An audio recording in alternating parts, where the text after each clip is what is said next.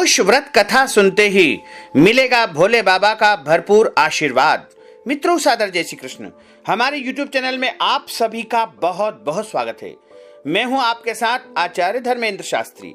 आज आपको हम प्रदोष की दुर्लभ कथा सुनाने जा रहे हैं। इस कथा को सुनने मात्र से भोलेनाथ अत्यधिक प्रसन्न हो जाते हैं, और जब भोलेनाथ प्रसन्न हो जाते हैं तो व्यक्ति की समस्त मनोकामनाओं को वो जल्द ही पूरा कर देते हैं। हम आपको प्रदोष व्रत कथा सुनाने जा रहे हैं। इस कथा को आप अंत तक सुनिएगा और अधिक से अधिक लोगों को शेयर भी करिएगा। सनातन हिंदू परिवारों में व्रत एवं उन्हें करने पर विभिन्न फलों को लेकर के कई मान्यताएं बनी हुई है। प्रत्येक व्रत के एक स्वामी होते हैं, जैसे कि कोई देवी या देवता। हर एक व्रत की अपनी व्रत एवं पूजन विधि होती है, जिसका पालन करना अति आवश्यक माना जाता है, क्योंकि सनातन हिंदू धर्म में धार्मिक नियमों का उल्लंघन करना पाप के समान माना गया है। यदि आप हिंदू धर्म से संबंध रखते हैं तो व्रत के दौरान क्या करना चाहिए और क्या नहीं करना चाहिए, तो इसके बारे में हमें आपको अधिक गहराई से बताने की आवश्यकता नहीं है। आपने स्वयं ही बचपन से अपनी दादी, नानी या मामी, चाची को व्रत के दौरान क्या क्या करना चाहिए और क्या नहीं करना चाहिए, ये सब करते हुए देखा है। आज हम हिंदू धर्म के जिस व्रत की बात कर रहे हैं, यह है प्रदोष व्रत।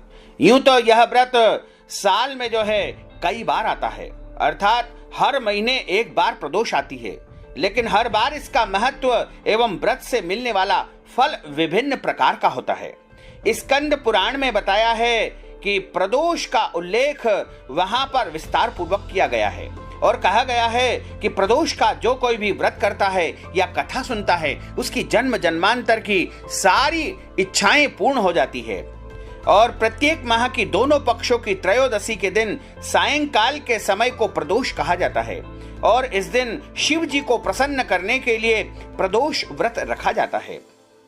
तो चलिए हम आपको इस व्रत की पौराणिक कथा, इस व्रत की मान्यता क्या है एवं इसे करने से कौन कौन सी फल की प्राप्ति होती है, इससे हम आपको अवगत कराते हैं। बोलिए शंकर भगवान की जय।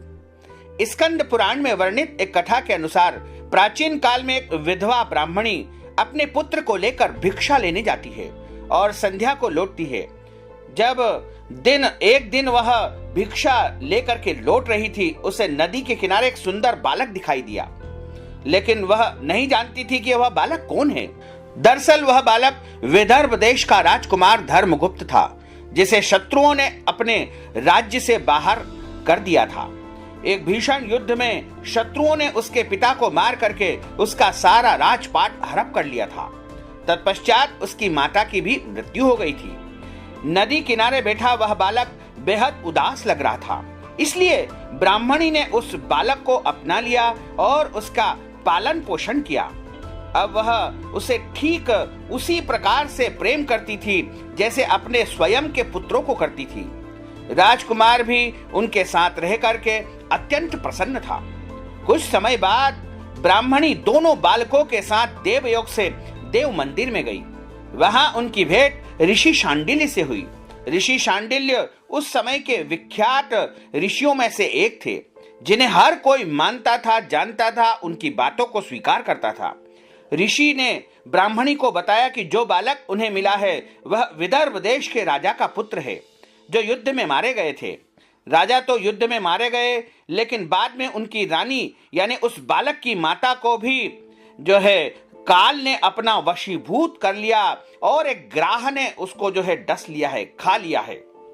यह सुनकर के ब्राह्मणी बेहद दुखी हुई, लेकिन तभी ऋषि शांडिल्य ने ब्राह्मणी को प्रदोष व्रत करने की सलाह दी।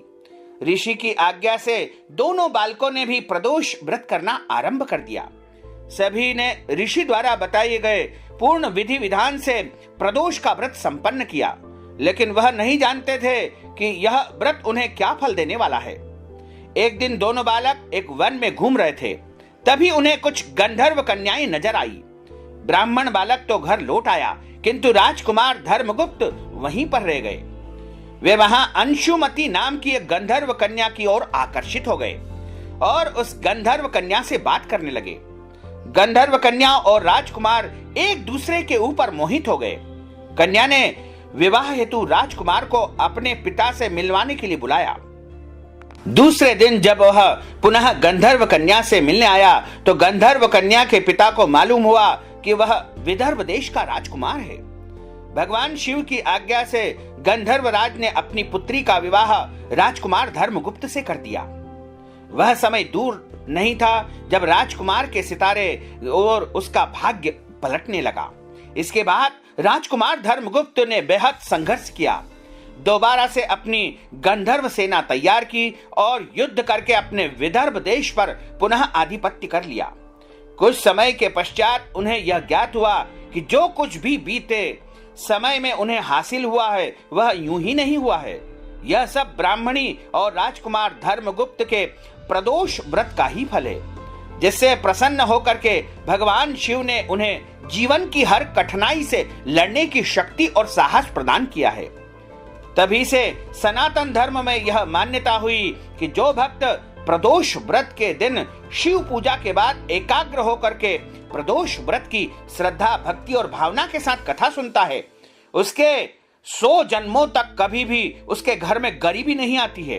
उसके जीवन के सभी कष्ट अपने आप ही दूर हो जाते हैं। भोलेनाथ उनके जीवन पर जो है सारे आने वाले संकटों को समाप्त कर देते हैं और उनकी सारी मनोकामनाओं को पूर्ण कर देते हैं। इसीलिए हमारे धर्म ग्रंथों में प्रदोष व्रत कथा को सबसे महान बताया गया है, क्योंकि प्रदोष का व्रत करने से या फिर प्रदोष की कथा सुनने मात्र से ही व्यक्ति के कई पाप नष्ट हो जाते हैं और जब उसके पाप नष्ट हो जाते हैं तो उसके भाग्य का उदय होता है। प्रदोष व्रत यूं तो अपने आप में ही एक महान है, लेकिन इस व्रत से जुड़े तथ्य और भी रोचक है। कहते हैं कि जिस दिन यह व्रत आता है उसके आधार पर इस व्रत का नाम एवं महत्व बदल जाता है। उदाहरण के लिए यदि रविवार के दिन प्रदोष आप रखते हैं तो सदा निरोग रहेंगे। इस व्रत को रवि प्रदोष कहा जाता है। इसके बाद यदि आप सोमवार के दिन व्रत रखते हैं तो इससे आपको सभी प्रकार के जो है मन वांछित फल प्राप्त होंगे, अर्थात आपकी समस्त मनोकामनाएं पूर्ण होती है। इसे सोम प्रदोष कहा जाता है। उसके बाद मंगलवार को प्रदोष व्रत रखने से रोग से मुक्ति मिलती है, शत्रु पीड़ा समाप्त होती है और आप स्वस्थ रहते हैं और आपको आरोग्यता की प्राप्ति होती है। इसे भौम प्रदोष कहा जाता है। बुधवार के दिन इस व्रत का पालन करने से सभी प्रकार की कामना सिद्ध होती है और व्यक्ति के जीवन की प्रत्येक अभिलाषाएं जल्द ही पूर्ण हो जाती है।